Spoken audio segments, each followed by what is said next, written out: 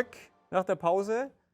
GreenTech Live heute live mit Matthias Hohensee aus dem Valley. Matthias, kannst du uns Ja, hören? hallo. Ja, guten Nachmittag. Hallo. Matthias, ganz herzlichen Dank, dass du obwohl die Umstände nicht ganz ideal sind, dabei bist. Ich danke dir ganz herzlich. Ja, bitte. Ich freue mich, dass du die Zeit gefunden hast. Wir haben den ganzen Tag schon, ich weiß nicht, ob du ein bisschen was vom Wrap-Up mitbekommen hast. Wir haben verschiedene Leute dabei. Circular Economy sind hier große Themen, Energieeffizienz, Management, Licht, Smart City und so weiter. Haben wir diskutiert, morgen auch noch. Und wir gucken natürlich, Wolfgang kennst du ja auch seit vielen, vielen Jahren. Wir kennen uns auch sehr lang, Matthias. Wir gucken natürlich immer, wenn es um Technologie geht, ins Valley. Ja? Und da hat mich einfach interessiert, von dir hören zu wollen, was da so läuft, weil man guckt eigentlich, wenn es beim Thema GreenTech und ums Thema GreenTech geht, vor allen Dingen auf Tesla. Ganz viele andere Stories bleiben so ein bisschen ungehört. Man hatte lange in Kalifornien, weiß ich aus meiner eigenen Zeit da, mit Solarstrom irgendwie keine gute Beziehung, obwohl da immer Sonne ist. Also von daher finde ich super spannend, dass du dir die Zeit nimmst und uns ein bisschen was erzählst. Du hast ein bisschen was vorbereitet. Boom in Texas, Montana, Wind-Solar-Kontroverse. Matthias, wir würden einfach frei ein bisschen quatschen, diskutieren. Und wenn es Fragen Gut, gibt, würde ich die Fragen gegebenenfalls später an den Matthias weiterleiten, weil wir von der Zeit her einfach ein bisschen eng dran sind, Matthias. gut, wunderbar. Ja, guter Kongress, gute Initiative, Jochen. Also freue mich, dabei zu sein bei euch und ja, kann einfach einen kleinen Überblick geben über GreenTech, was hier gerade läuft. Also ich bin ja hier, wie du weißt, ja, oder wie ihr wisst, eher Generalist, kenne mich also in allen Dingen so ein bisschen aus, aber kann nicht so ganz in die Tiefe gehen. Aber ich glaube, ich kann trotzdem ein paar Anstöße geben. Also sagen wir mal so, vor 2 Wochen hätte ich noch ganz andere Aspekte betont, aber der Überfall auf die Ukraine hat natürlich die ganze Welt verändert. Auch den Fokus, welche Energien jetzt gefördert werden sollten. Mhm. Und für prominente Silicon Valley-Unternehmer ist die Antwort relativ einfach, wenn man mal auf die Twitter-Accounts von Mark Andreessen guckt, der ehemalige Netscape-Gründer, der jetzt aufruft, nach Öl zu bohren, nach Gas zu fracken. Elon Musk empfiehlt, obwohl sich in ihm alles sträubte, die Kernenergie überall hochzufahren, um von Ölstaaten unabhängiger zu werden. Also es ist ein völlig anderer Blick momentan auf die Lage eben durch diesen Überfall auf die Ukraine. Und die Ölindustrie hier in den USA wittert auch wieder ein bisschen Morgenluft. Die USA sind ja seit 2 oder 3 Jahren Net-Exporter von Energie, erzeugen also mehr Energie, als sie verbrauchen, müssen aber trotzdem aus logistischen und preislichen Gründen immer noch fossile Energie auf dem Weltmarkt dazu kaufen. Nun wittert man natürlich ein großes Geschäft, auch mit Flüssiggas, auch mit Europa. Die große Frage ist allerdings, ob das auch finanziert werden kann. Niemand will ja hier groß Geld in die Erschließung neuer Förderstätten stecken, nur um in 2 oder 3 Jahren das wieder einstellen zu müssen, zurückzufahren. Und obwohl viel Geld für Cleantech hier vorhanden ist, spreche ich nachher nochmal drüber, ist es natürlich momentan für fossile Brennstoffe sehr, sehr schwierig, da es ja die sogenannten ESG-Richtlinien gibt, also Environment, Social Government, die jetzt etlichen Pensionsfonds unter anderem das Investieren in fossile Energien verbieten oder einschränken. So, der andere große Aspekt ist, dass hier der Plan von Joe Biden, American Build Back Better, der bislang am Widerstand der Republikaner und auch der eigenen Partei, also sprich Joe Manchin, der Senator von West Virginia, gescheitert ist. Da waren sehr große Subventionen vorgesehen, 555 Milliarden Dollar, also ein Drittel des Pakets für den Ausbau erneuerbarer Energien, für Subventionen für elektrische Autos, Solar, für die Hausdämmung. Das hängt jetzt alles so ein bisschen in der Luft. Da finden Verhandlungen statt, aber keiner weiß jetzt, was dort kommen wird. Es hilft natürlich, dass die Industrie mittlerweile hier sehr stark auch auf Renewable Energies umschwenkt. Vor allen Dingen die großen amerikanischen Autohersteller, die alle auf Elektroautos umsteigen wollen. So, damit ich nicht nur hier so negative Dinge verbreite.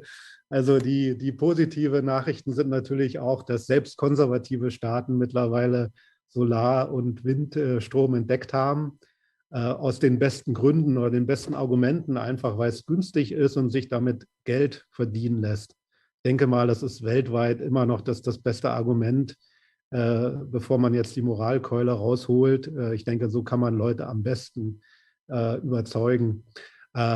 Texas war im vergangenen Jahr tatsächlich die Nummer 1 bei Projekten für erneuerbare Energien. Die haben dort über 7000 Megawatt installiert, gegenüber Kalifornien, wo es in dem Jahr nur 2700 Megawatt waren. Das hängt einfach damit zusammen, dass natürlich Texas dort auch einen großen Nachholbedarf hat. 90% der Energie kommt immer noch aus fossilen Quellen dort, nur 7% aus Renewables. Die holen aber auf. Und in den USA haben wir mittlerweile 200 Gigawatt an erneuerbaren Energien. Im vergangenen Jahr sind dazu 27.000 Megawatt dazugekommen. Bei Wind ist es allerdings runtergegangen. Also es war sogar 3% weniger als im vergangenen Jahr, als im Jahr zuvor, also stagniert momentan ein bisschen. Und USA haben dort immer noch viel Nachholbedarf, was aber auch dazu führt, dass dort eben Wachstum ist und eine Menge Geld investiert wird. Also wir haben 2021 ein Rekordjahr gehabt weltweit für Investitionen in Cleantech, wie auch immer man das nennen mag. Also laut PricewaterhouseCoopers waren es 87 Milliarden Dollar weltweit, wo Gelder in Tausende von Startups geflossen sind, das meiste davon von US-Investoren. Und ich sehe es hier im Silicon Valley jeden Tag. Wir haben ja hier ich würde nicht jeden Tag, aber vielleicht jede Woche oder jeden Monat ein neues Startup, was sich mit Batterien beschäftigt, wie QuantumScape oder Sila Nano, wo es ums Recycling von Batterien geht. Siehe den Tesla-Mitgründer G.B. Straubel bei Redwood Materials. Und also da ist immer noch sagen wir mal, viel Optimismus bei den Investoren, aber auch ein bisschen Vorsicht. Man erinnert sich immer noch an die Cleantech-Bubble, die wir ja schon mal hatten vor 15 Jahren, als jeder dachte, dass Solar das ganz große Ding werden würde, was auch stimmte. Allerdings ließ sich kein großes Geld mehr damit verdienen, nachdem China sich entschied, dort ganz groß einzusteigen und letztendlich die Preise dort für alle anderen kaputt zu machen. So, jetzt habe ich ein bisschen Monolog gehalten. Also ich kann gerne noch ein bisschen über Kalifornien, also meinen Heimatstaat, den Jochen ja auch gut kennt, erzählen. Also hier tobt momentan gerade eine Art Solarkrieg, wenn ich es mal so bezeichnen kann. Also Kalifornien hat ja über 1 Million Photovoltaikdächer, eine Initiative, die noch unter Schwarzenegger begonnen wurde. Seit 2 Jahren müssen alle neu gebauten Häuser hier über ein Solardach verfügen. Und das sah alles wie so ein großer Erfolg aus. Also ich sehe hier in meiner Straße auch etliche meiner Nachbarn, die sich mittlerweile hier Solardächer zugelegt haben. Aber jetzt tobt gerade so ein riesiger Kampf mit der Aufsichtsbehörde, die angestachelt durch die Stromkonzerne hier Solar nicht mehr so stark fördern will, also was die Einspeisung angeht, und sogar so eine Art Strafgebühr für Solaranlagenbesitzer verabschieden will, also zwischen 50 bis 80 Dollar für die durchschnittliche Anlage im Monat. Und die Argumentation ist, dass es kommt vor allen Dingen von den Stromversorgern, dass es sehr, sehr teuer ist, natürlich diese ganzen Einzelanlagen, die Einspeisung ins Stromnetz, was dann geupgradet werden muss. Und man argumentiert, dass sich ja vor allen Dingen die Reichen hier solche Anlagen leisten können, während alle anderen Stromkunden, also auch die Ärmeren, dann diese Mehrkosten schultern müssen. Und so wird das momentan verargumentiert. Da ist jetzt natürlich ein riesiger Widerstand losgebrochen. Also an der Spitze auch Schwarzenegger, der da um sein Vermächtnis fürchtet. Und es gibt unwahrscheinlichen Widerstand dagegen. Wie das ausgeht, lässt sich momentan schwer einschätzen. Das Problem ist nur, ich kenne auch ein paar Solarinstallateure, die hängen jetzt alle in der Luft, weil sie ihren Kunden nicht so richtig sagen können, was jetzt kommt und ob die ganze Kalkulation da noch stimmt, wenn die dann jeden Monat noch so zusätzlich eine Strafgebühr zahlen müssen. Also das ist so ein bisschen kontraproduktiv und macht es natürlich auch schwer für Kalifornien, weil die ja bis 2045 ihre gesamte Stromerzeugung hier auf Renewable umstellen wollen. Das wird schwer sein, das zu erreichen. Also momentan, ich habe mal geguckt, aktuelle Statistik der Zeit sind es 59%. Also was aus Renewable Energies, nicht aus Renewable, sondern Zero Carbon. Also sind 10% davon sind Nuklearenergie. Mhm. Und da wir hier, sagen wir mal, sehr viel Sonneneinstrahlung haben, gab es auch im vergangenen Sommer, glaube ich, gab es mal 1 oder 2 Tage, wo es sogar 100% Renewable Energy waren hier in Kalifornien, wo dann der Rest dann in Nachbarstaaten verkauft wurde. Aber es ist schon jetzt klar, dass es schwierig sein wird, dieses Ziel zu erreichen. Ja. Und das größte, Matthias, das größte Hindernis für, ich sag mal, noch eine breitere Durchsetzung in so einem, ich sag mal, technologisch voranschreitenden Land wie oder Bundesstaat wie Kalifornien ist die politische Lobby der Ölindustrie, der anderen fossilen Energieproduzenten? Oder ist es wegen mir auch, ich sag mal, so ein gewisse, wenn du sagst, Andresen will bohren nach Öl und so, man hat noch nicht so ganz verstanden, was eigentlich los ist wegen mir, dass man mehr Solar braucht in so einem Land oder in so einem Bundesstaat wie Kalifornien? Ja, also bei Andresen, glaube ich, ist es eher beschuldet der Monetär. Ukraine-Krise, würde ich mal Ja, sagen, okay. momentan. Dass er sagt, na, Mhm. also ich glaube nicht, dass er jetzt so ein großer Ölfreund ist. Mhm. Einfach in der gegenwärtigen Lage muss man sagen, dass dort leider dann ausgebaut werden muss, was allerdings momentan schwierig ist, weil ich glaube, auch die Ölindustrie gar nicht die Kapazitäten hat, um das so schnell zu Mhm. machen. Und natürlich auch in den vergangenen Jahren, wie gesagt, die Ölunternehmen sich hier auch eingestellt haben, dass sich die Landschaft ändert und das gar nicht so schnell aktivieren können.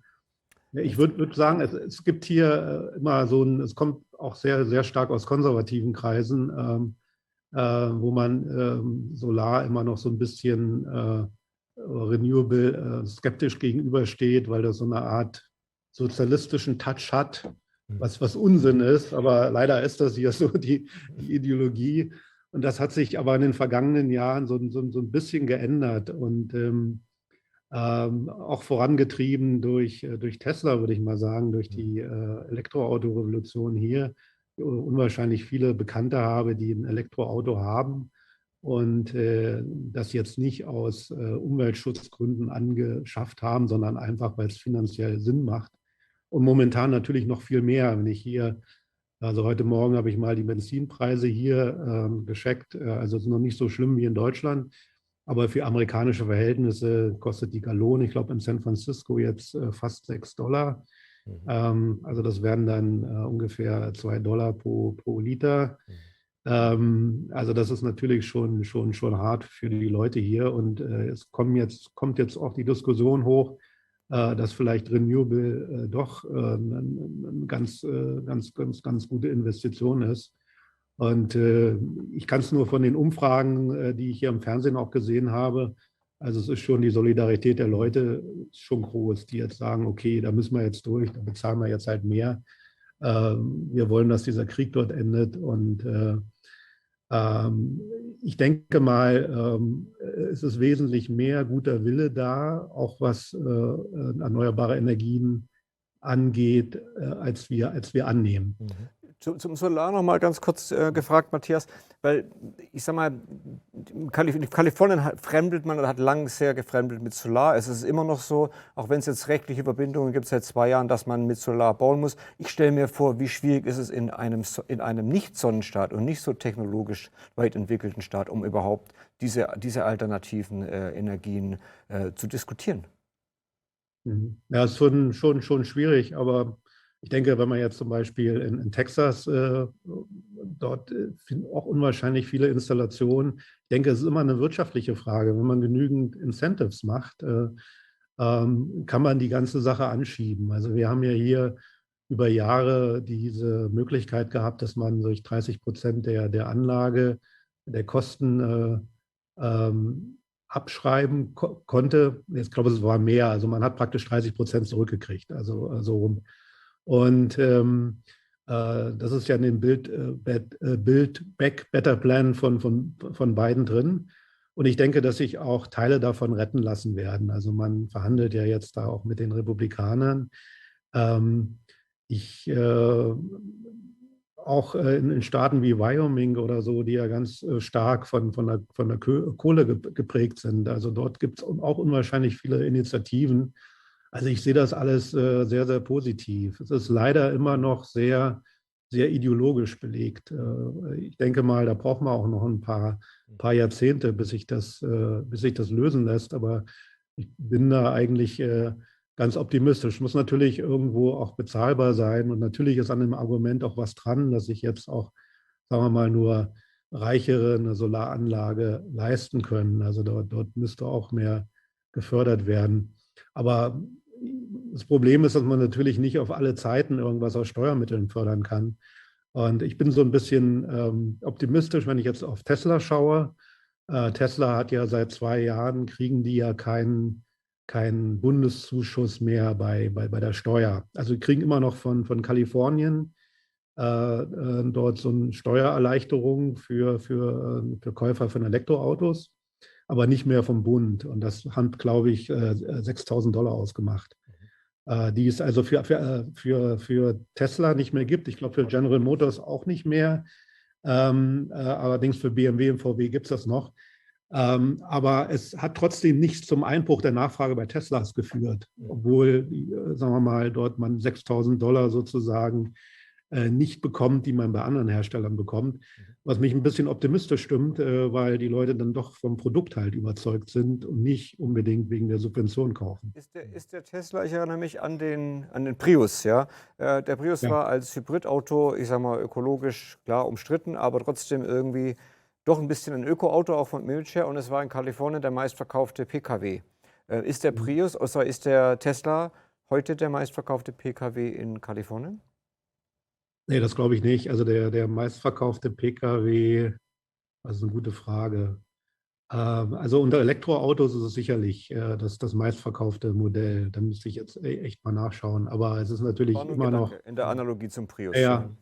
Nee, also ich bin ziemlich sicher, dass es nicht so ist, weil natürlich die Preise für einen Tesla muss man ja doch an die 50.000, 60.000 Dollar hinlegen. Was eigentlich immer noch das größte Problem ist und Elon Musk ja auch erkannt hat. Na, die haben das leider ein bisschen nach hinten verschoben. Die arbeiten ja schon an so einem Model 2 oder auch mal was für unter 40.000 auf den Markt kommen soll. Momentan ist Bottleneck einfach bei den Batterien. Ich sehe da aber optimistisch in die Zukunft. Also da geschieht momentan eine ganze Menge, aber es ist natürlich immer noch zu teuer für weite Teile der Bevölkerung. Ja. Wolfgang, du hast bestimmt. Ja, also eine Sache, die ich mir notiert habe, Windenergie scheint nicht so ein großes Thema zu sein in den USA. Gibt es da eigentlich einen Grund dafür? Also hier in Deutschland wissen wir, dass unter den erneuerbaren Technologien Wind ganz wichtig ist, hat ein großes Segment abdeckt. In den USA scheint es nicht so zu sein. Gibt es da Gründe dafür? Ja, Wolfgang, also ich habe nur festgestellt, dass es zurückgegangen ist. Ja. Also im vergangenen Jahr, da gab es einen Einbruch, glaube ich, 25% zum Vergleich zum Jahr davor bei Windenergie. Und also es gibt schon eine ganze Menge Windanlagen, also gerade so in Wyoming, wo ja auch mal sehr, sehr starke Winde dort wehen über das Jahr hinweg.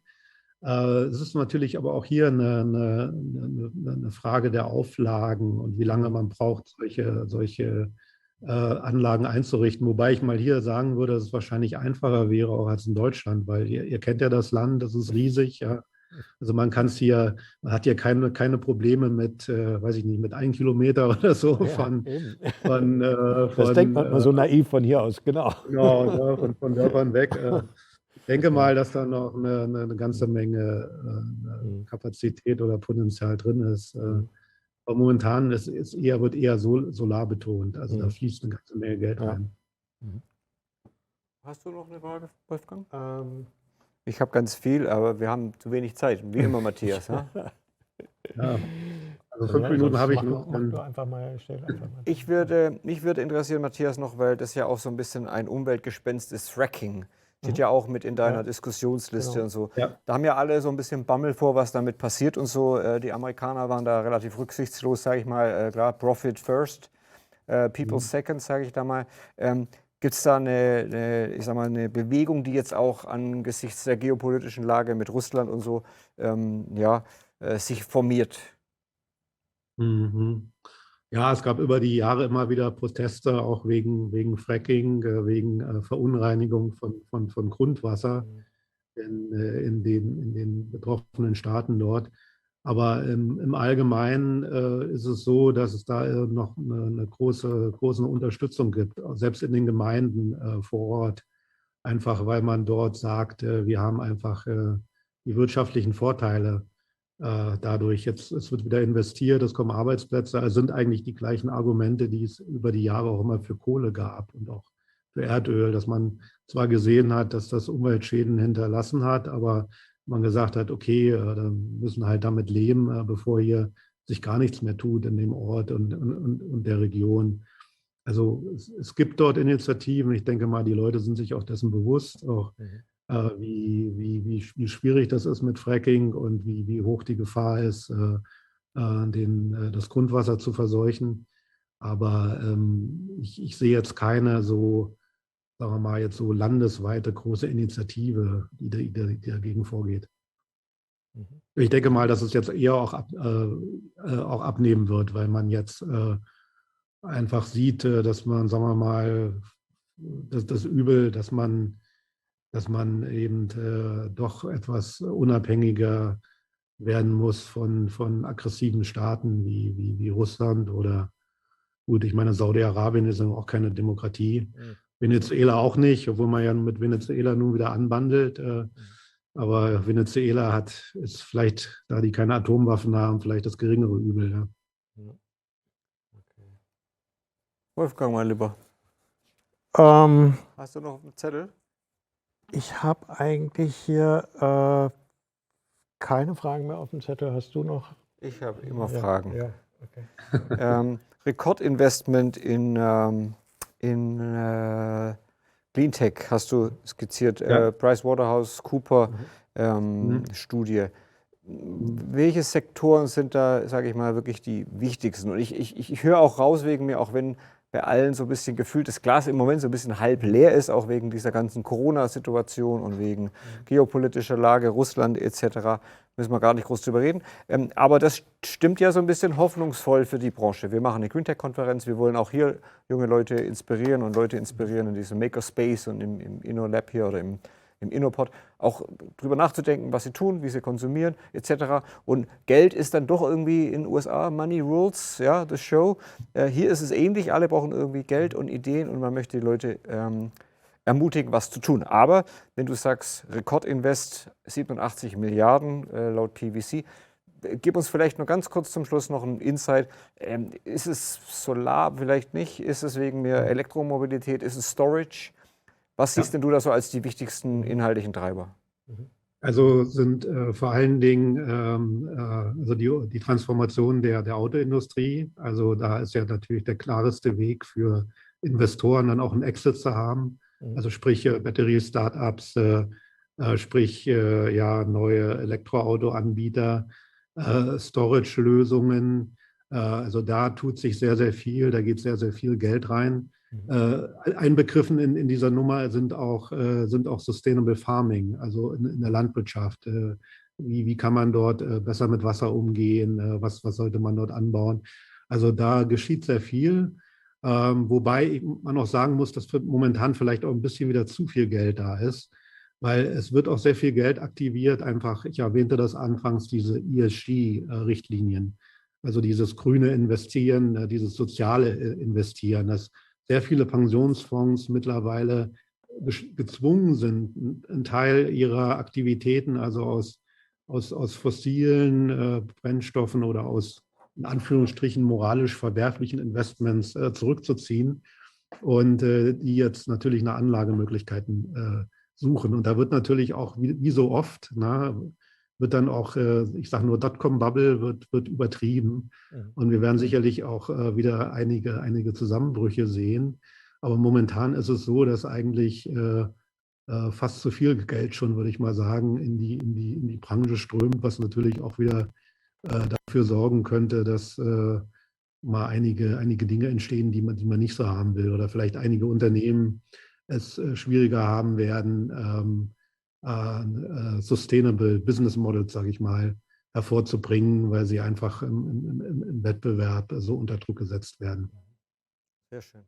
Okay. Matthias, ganz, ganz herzlichen Dank. Ich weiß, du hast den nächsten Call gleich mit einem TV-Sender. Ich freue mich ganz herzlich, dass du dir die Zeit genommen hast. Ich hoffe, wir sehen uns bald auch mal wieder im Valley Live oder auf der CES oder bei der IFA. Ja? Ja, Wolfgang ist immer da, ich bin meistens da. Er wohnt da quasi, oder? Ja, so ein bisschen. Matthias, alles Gute dir. Ja, alles Gute, danke. Ja, also danke Wolfgang, danke Jochen, dann alles Gute Bis bald, und viel lieber Spaß beim zweiten Tag eurer Konferenz dann. Ne? Gerne. Also, ciao. Ciao, ciao. Ciao.